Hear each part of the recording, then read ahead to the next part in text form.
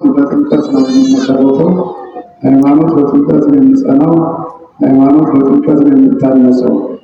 ስለዚህ ከጥምቀት ቀጥሎ ደግሞ ልጆቻችን ሲጠመቁ በሰማንያም በዘመን ብዛትም ብንጠመቅ ጥምቀታቸውን ደግሞ እንደዚያ ስጋው ደግሞ ያደርሳል። ስጋውና ደግሞ ሳይኖር ጥምቀቱን፣ ጸሎቱን፣ ስግደቱን፣ ሃይማኖቱን ደግሞ ቅዳሜ አይሆንም።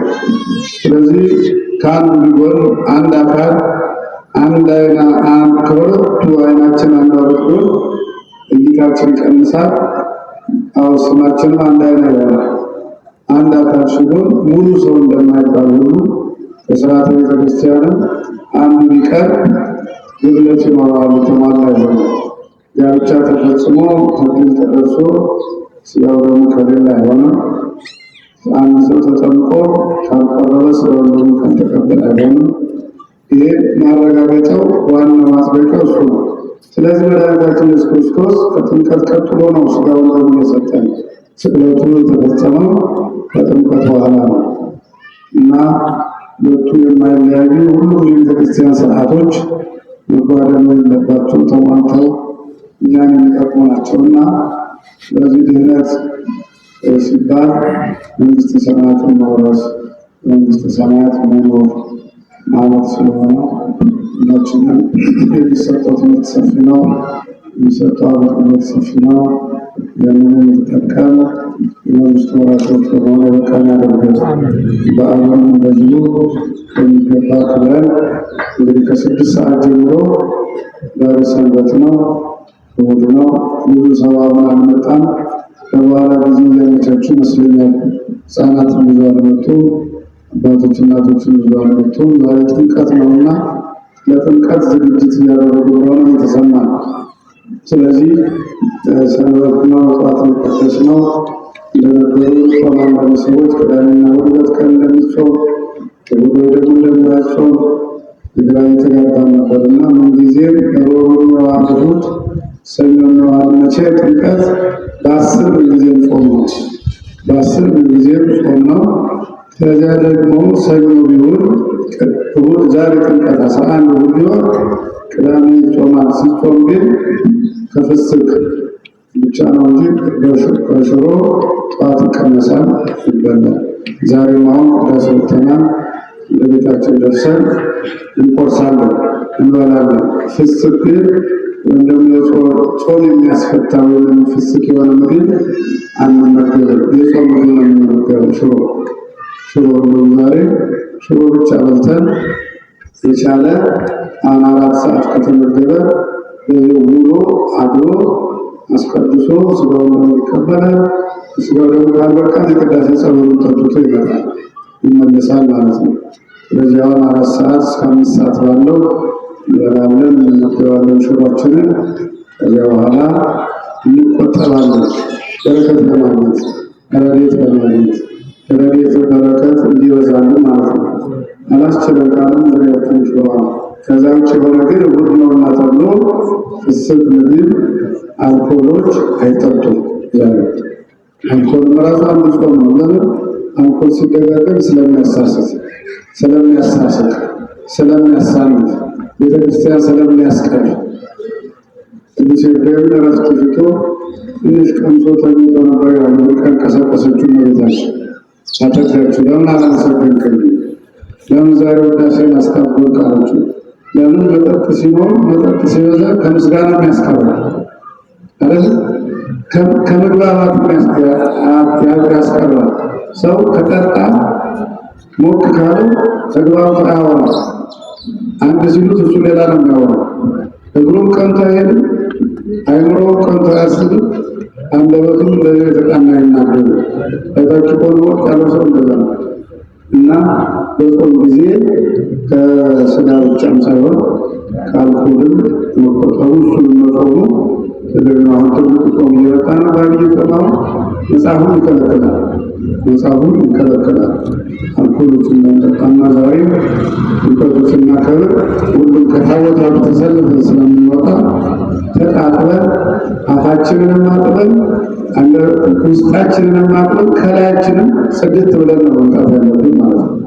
ምንድን ነው የምትሉት? የድሮ ሰዎች የጥምቀት ያልሆነ አይደለም የሚባሉ የጥምቀት ያልሆነ ልብስ ለጥምቀት የማይለበስ ልብስ የለም ማለት ጽድት ያለ ያማረው የተከተተው ልብስ የሚወጣበት ማለት ነው።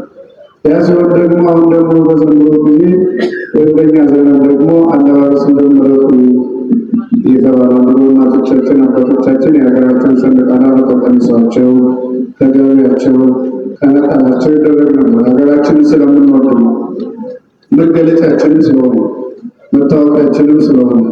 አሁን ደግሞ ብዙ የፖለቲካው ስለተወሳሰበ አጭበርባሪው ስለተሰበሰበ የጸብ መነሻ ለማድረግ ሰዎች ስለሚያስቡ ለብሳቸው አትወጡ። የሰማችሁ የአደባባይ ሰማታው እንደዛ አይነት ልብስ ተጠንቀቁ። ግንባር ላይ የሚያሰረ እጅ ላይ ማሰር ወጣቶች የሚያደርጉት ስለሆነ ለነጠላም ጋቢ እንደዛ አይነት ለብሶ መውጣት እንደማይፈቀድ ትእዛዝ አለ። ስለዚህ ምን አይነት ነው የምንለብሰው? ነጭ ወይም ደግሞ ከዚህ ነፃ የሆነ ልብስ ማለት ነው። አሁን አንዱ ለሌላ ተሰጥቷል፣ አንዱ ለሌላ ተሰጥቷል። ግራ ተጋብተን ያለ ነውና የግራ የተጋባ ጊዜ በቸርነቱ እንዲመልስልን እየጸለይን ከታቦታቱ እየዘመርን እያለቀስን አይደለም። የዘመን ካህን እያለቀሰበታል ይባላል።